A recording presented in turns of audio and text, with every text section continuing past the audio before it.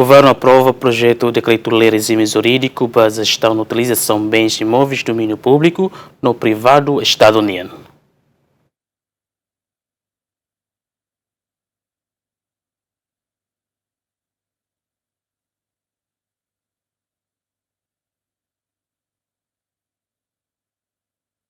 Lehussi a reunião com o Conselho Ministro e a quarta semana aprova o projeto de decreto-lei e apresenta o Ministro da Justiça Sérgio Ornai. O objetivo é estabelecer regime jurídico para a gestão e utilização de bens imóveis do domínio público no privado estado-uniano. Diploma define a clara distinção entre bens imóveis do domínio público no privado estado-uniano, onde define regras baseadas na utilização, administração, na alinhação que precisa e introduz mecanismos que ametem transparência, concorrência na administração dia, onde garante que a pensira nebe pertence para cidadão roto, zero eficiência, lutando entre medida principal sira, marca a criação inventário sira nebe atualizado, exigência contrapartida nian para uso privado no exigência cata, alienação imóveis precisa autorização prévia governo nian, onde prevene práticas sira nebe prejudica interesse público, no garante gestão para patrimônio do estado nebe rigorosa no sustentável.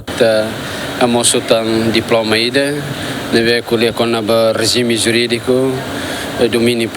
público Estado, tanto e vertente rua e deve domínio privado Estado, no moço e deve domínio público Estado união.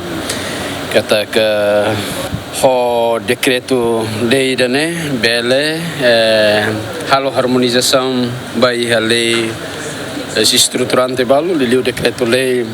número 19/2004 nebeita usa ela. Espera que a Avon Veirua seja na publicação no Jornal da República. A partir da publicação começa a efeito, começa lá o baoi,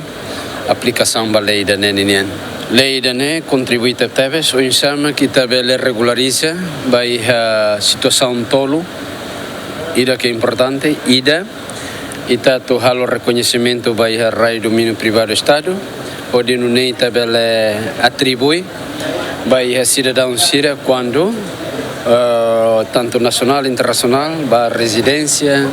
vai a negócio, vai a indústria, nomos atividades públicas ninha, que a utilização vai a direito barrai, telefone, batida direito superfície, vai a cidadão sira,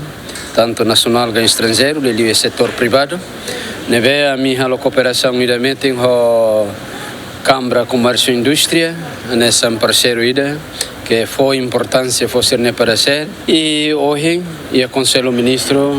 e consegue Conselho Ministro por unanimidade decide a favor de não aprova decreto lei da para tobele regulariza ali o serviço sira e a direção geral terras e propriedade ninha ali vai a administração vai a gestão terras e propriedade